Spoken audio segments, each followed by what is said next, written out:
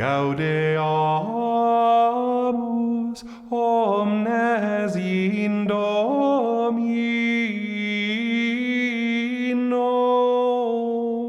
diem festum celebrantes,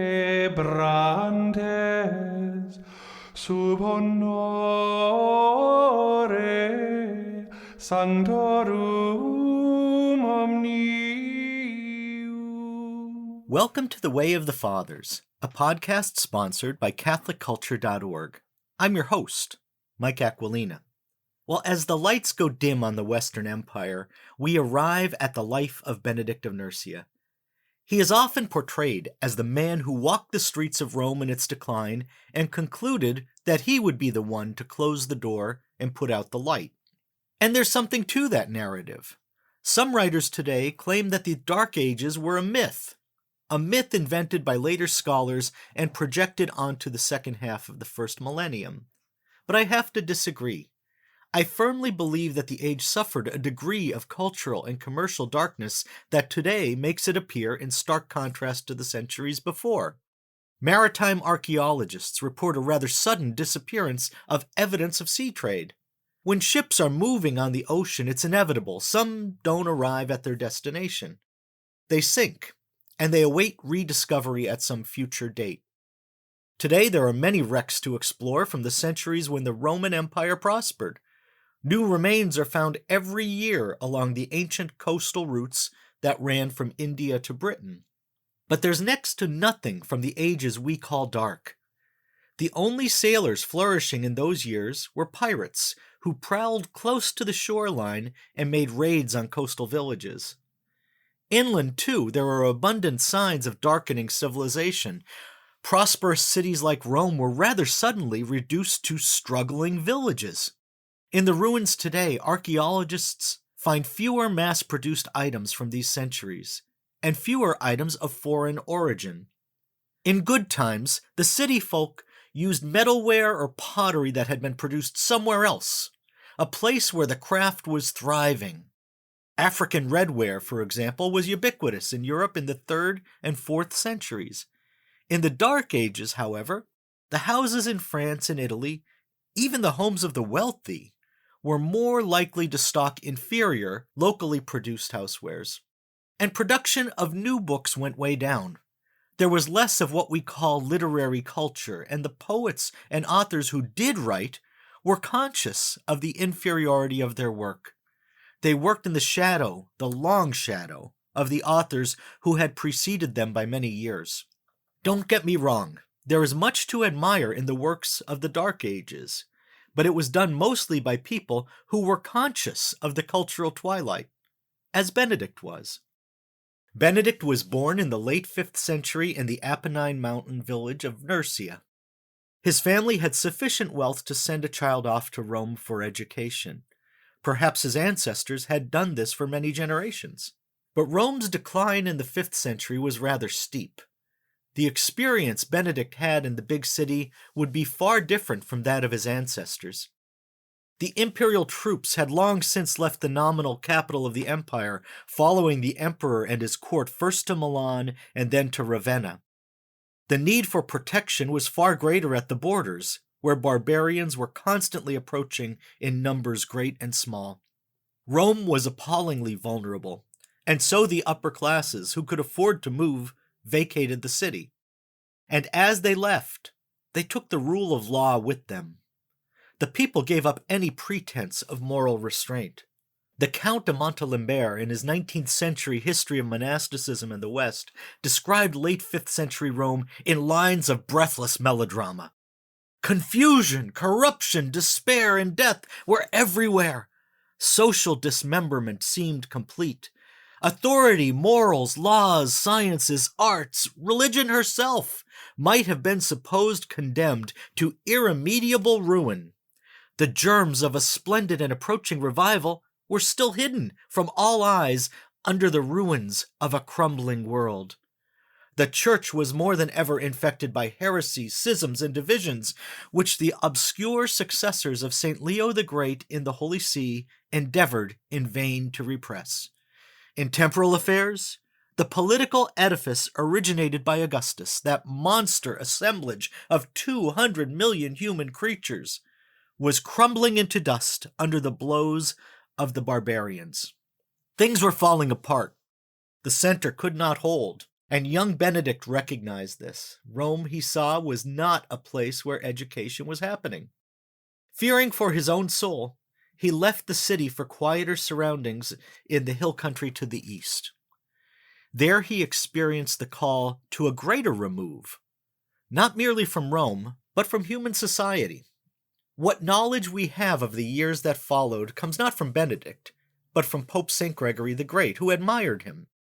Gregory never knew Benedict, but he knew several of Benedict's disciples, and so he gathered his material, he said, from them. The life of Benedict occupies a full volume of Gregory's dialogues, which are crafted for moral and religious edification rather than historical documentation. Gregory's account is primarily concerned with miracles and extraordinary reports. The only other ancient source we have for Benedict's life is a short poem by one of his disciples, Mark of Monte Cassino. From these fragmentary accounts, we gather that Benedict first took up the solitary life in a cave near Subiaco, some 40 miles from Rome. On his way there, he met a monk named Romanus, who lived in a nearby monastery. Romanus was more experienced in the ascetical life, and so he would visit Benedict periodically to give him counsel and supply him with food. Benedict passed his days in silence and suffered temptations and sometimes direct attacks from the devil. His later companions said he overcame lustful memories, for example, by throwing himself into thorn bushes. Eventually, word of Benedict spread to the people in the countryside, and many traveled to his cave for advice or for a blessing, or simply out of curiosity. Some were so taken by Benedict's example that they decided to follow his path. Like Anthony before him, Benedict drew so many disciples that he could no longer be called a solitary. His wilderness, like Anthony's desert, had become a city. Eventually, Benedict would found 12 monasteries in the region. Benedict himself moved on to Monte Cassino, a town midway between the cities of Rome and Naples. His great monastery there became a refuge for Christians who were fleeing the devastation of the Gothic wars. Benedict also began to evangelize, or re-evangelize, the people of the region nearby, where the faith had lapsed in so many towns and villages, and the locals had reverted to worship of the old Roman idols. The monasteries now were larger, and they were inhabited by a steadily increasing population of monks. These communities, like all communities, required organization.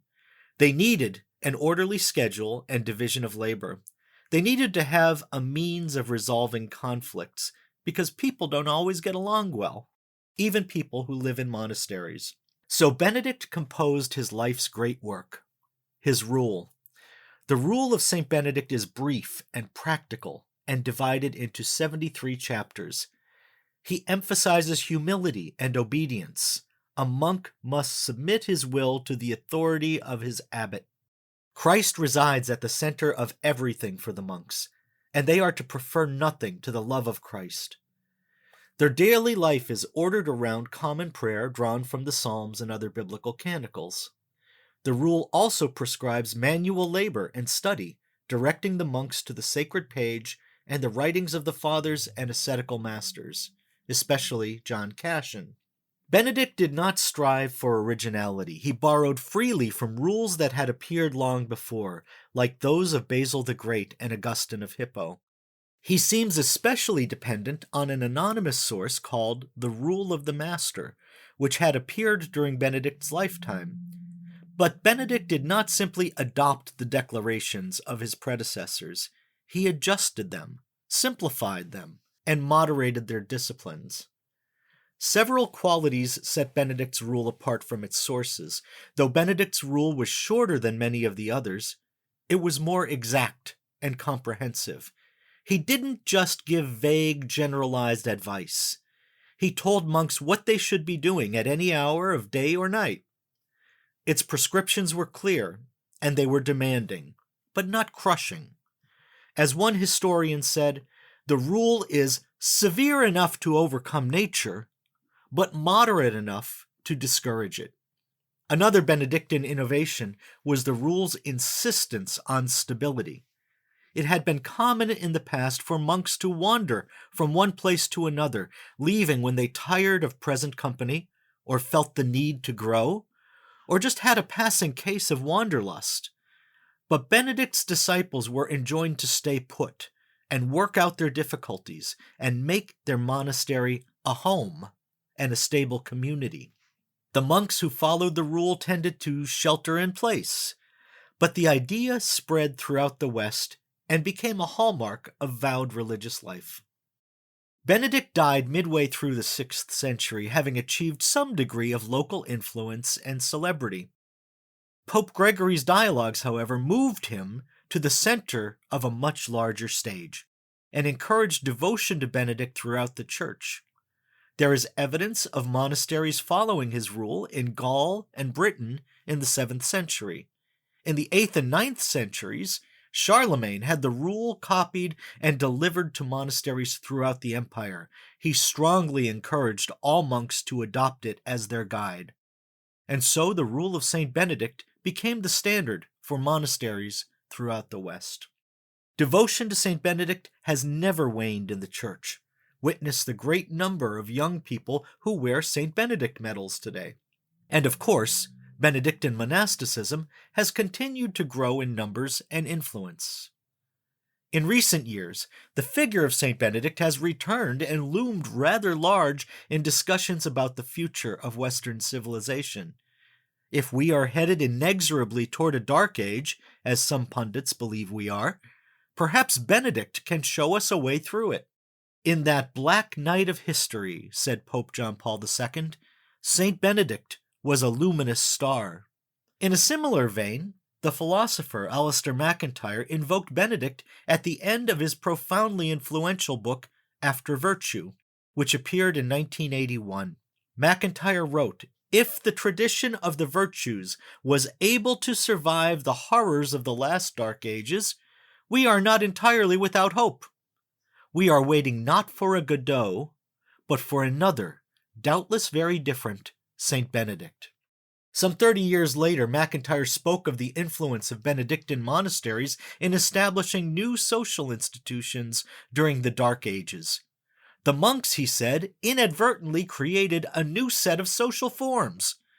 They oversaw great developments in agriculture and education and liturgy, and they did this in cooperation with the laity nearby, with whom they shared a mutual dependence. The journalist and blogger Rod Dreher placed Benedict at the center of his 2017 book, The Benedict Option, a strategy for Christians in a post-Christian nation. Dreher proposed Benedict as a model for forming community and keeping Christian identity in a new post-Christian dark age. Benedict lived so long ago, and he lived largely in elected obscurity. We glean precious little of his personality in his self-effacing writings.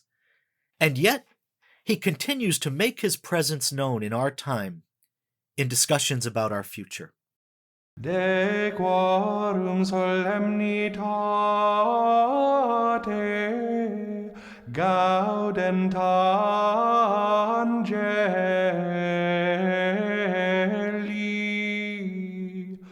et collaudant filium Dei.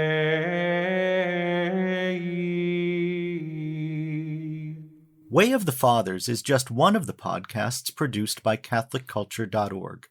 To hear more from the Church Fathers in their own words, check out Catholic Culture audiobooks, readings of Catholic classics, including the Fathers and St. John Henry Newman. You might also enjoy Criteria, the Catholic film podcast, devoted to works of high artistic caliber and Catholic interest. And for interviews on a wide range of topics in Catholic arts and culture, listen to the Catholic Culture podcast.